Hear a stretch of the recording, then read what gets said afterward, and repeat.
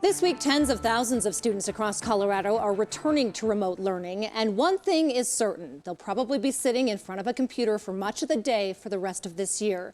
We wanted to hear from Colorado parents and experts about what all this extra screen time is doing to our kids. Denver 7's Nicole Brady takes a 360 look.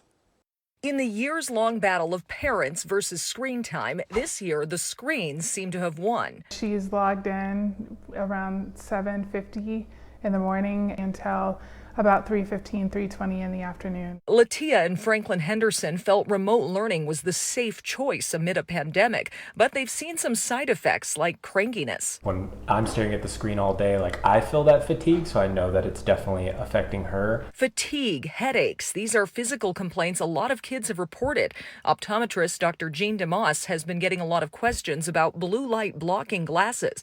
Recent studies show they can be helpful. DeMoss says they're not necessary.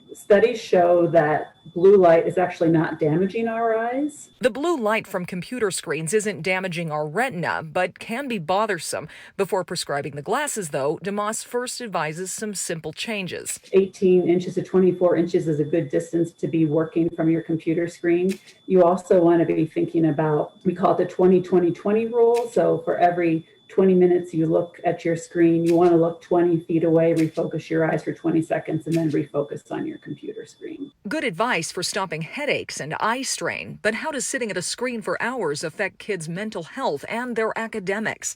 Researchers from Australia recently reported 8 to 9-year-olds who watched more than 2 hours of TV per day had lower reading performance, but that's passive screen time. If your child is on the screen for educational purposes, what the research really suggests is that's okay. Metro State University educational psychology professor Aaron Richmond says screen time can be divided into 3 categories: passive, like Netflix and YouTube, interactive, like video games, and educational, i.e. remote learning. So it's suggesting that, say if you have educational screen time, the more you do, you're probably going to do better in school. Versus passive screen time is the more passive screen time you have, we do see a correlation with your, say, academic performance or your attention span. But another screen time category, for teenagers especially, is social, and that's grown during the pandemic. Most teens are finding some way to be able to really interact with their peers through technology. And what we're hearing from them is that it's really, really important for their well-being. Stephanie Mulborn, director of the Institute of Behavioral Science at CU Boulder, has studied teens and screens for years, but the pandemic opens a whole new chapter.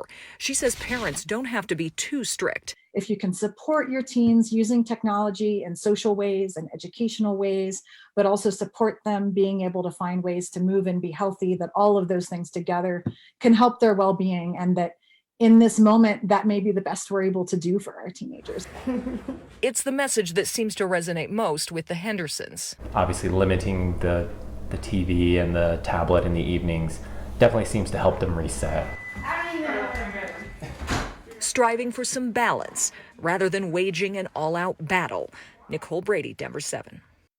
So what do you think about this increased screen time for your kids? Are you more lenient if your kids are doing more active screen time? How do you keep track of it all? Send us an email to 360@thedenverchannel.com to share your views.